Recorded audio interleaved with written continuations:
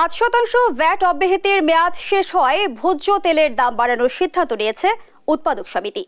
বোতলজাত সয়াবিন তেল লিটারে 10 টাকা বাড়িয়ে 173 টাকা, 5 লিটার বোতল 845 টাকা এবং খোলা পাম অয়েল 132 টাকায় বিক্রির সিদ্ধান্ত নিয়েছে Bangladesh vegetable oil refiners and Vanaspati manufacturers association.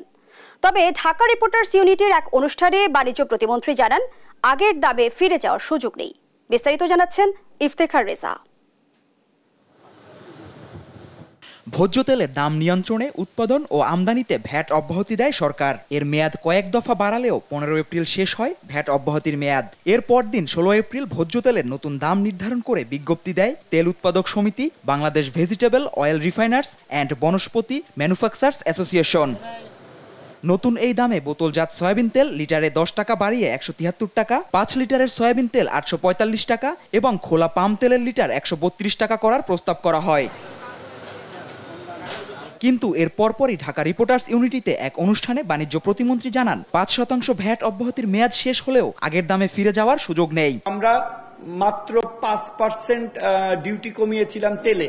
আপনি যেটা বললেন ডাটা ড্রিভেন, মানে খুব ভালোভাবে বলেছেন।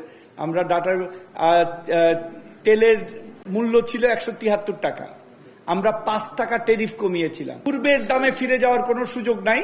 এ বিষয়ে ট্যারিফ কমিশন কাজ করছে উল্লেখ করে বাণিজ্য প্রতিমন্ত্রী আরো জানান, আমদানি দাম দেখে নতুন দাম নির্ধারণ করা হবে। এখনো এ বিষয়ে সিদ্ধান্ত নেয়নি সরকার। ট্যারিফ কমিশন একটা আমদানি মূল্যের উপরে নির্ধারণ করে প্রাইস ঠিক করে।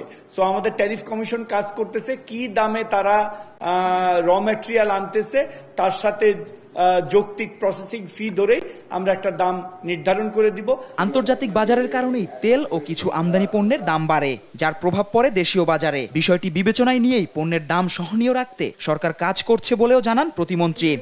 জুবায়ের রাজিন, দেশ টিভি, ঢাকা।